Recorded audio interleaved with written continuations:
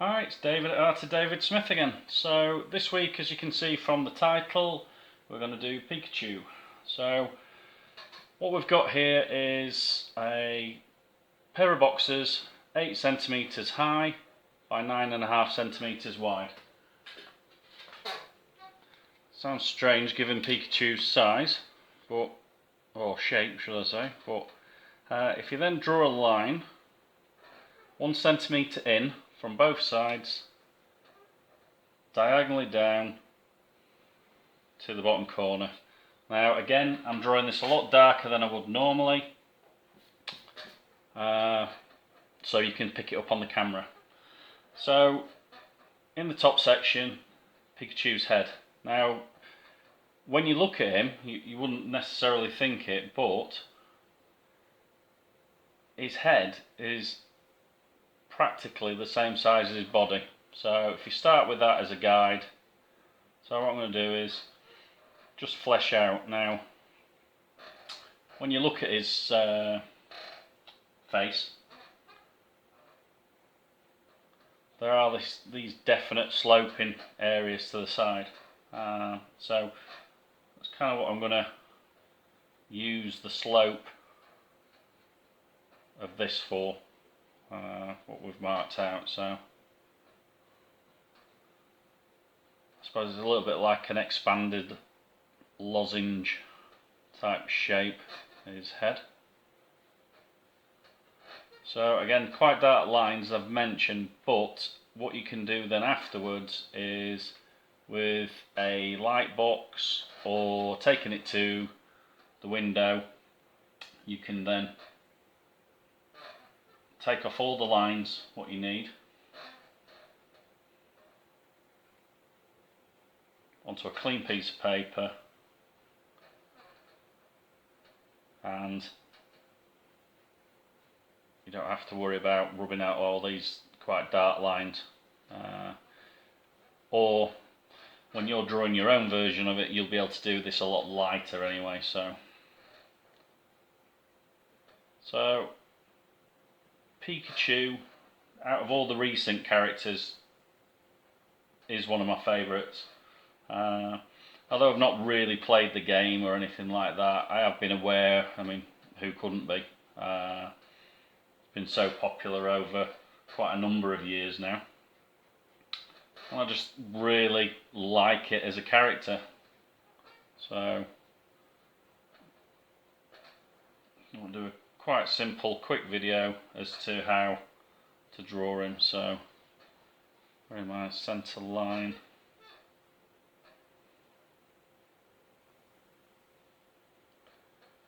Well, by using the rectangles, just gives us a good guide, constraints to work within.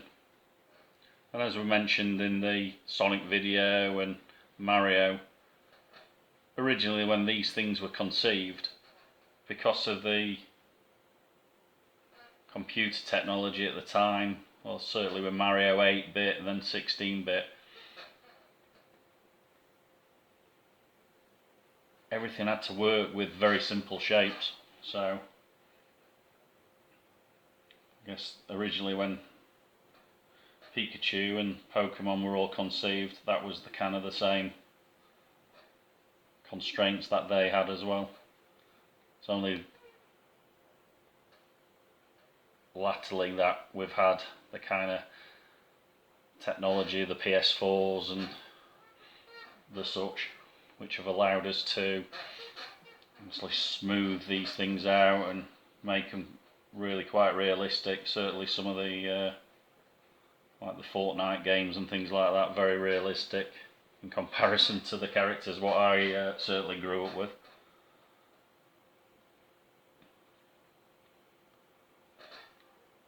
Little claws. That's a face. So again, we've got that centre line running through. So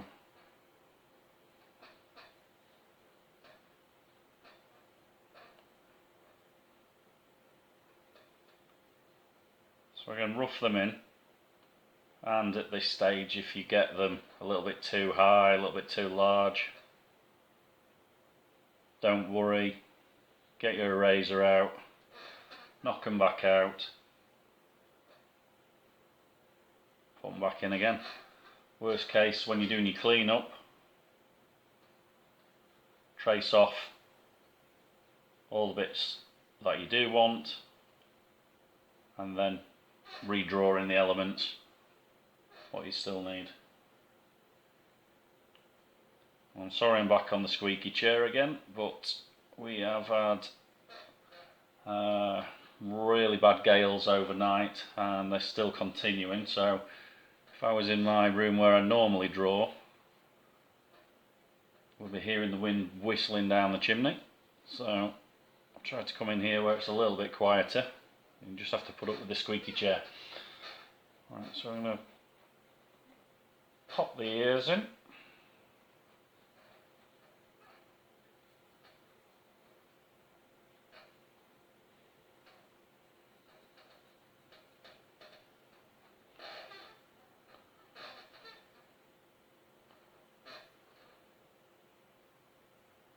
That little smiley expression that he's got. Not a million miles from a large yellow rabbit, I suppose. And certainly if I was looking to do rabbits or anything like that in any books that I was doing, I'd certainly be looking at Pikachu for reference. Now with the eyes, they're not quite circular, so slight oval to them. It's all about getting the position in first. And again, what I'm going to do is clean this up off camera.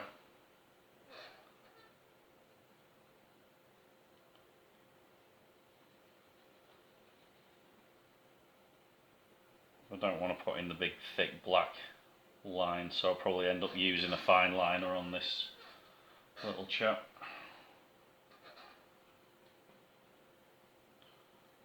Again, when he's been coloured in underneath the chin, we're going to end up with a bit of a shaded area. And underneath the chin area at this point, just like when we've been drawing the all the other characters.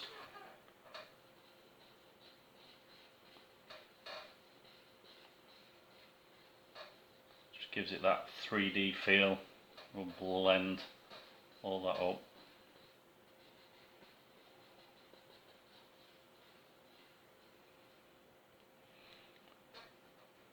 And the dark areas on the ears. And again, it's firing these things in quickly because as obviously part of the cleanup, I will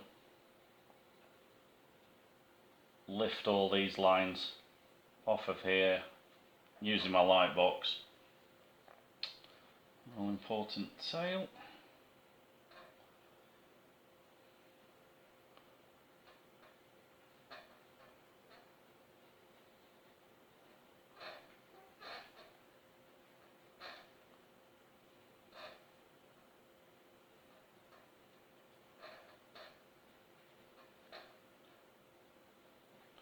So hopefully you're keeping up with the videos I've been releasing. Sonic videos starting to get quite a few views now, so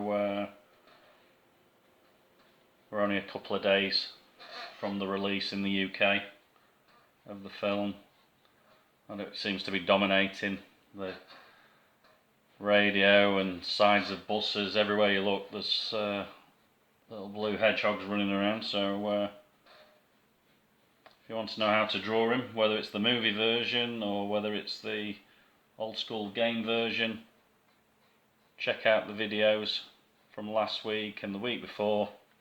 Give them a view, and if you like what you see,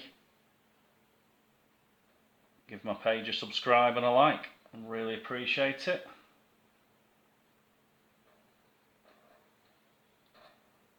So first of my deliveries is just about to turn up, so if you hear a knock, that's what it is.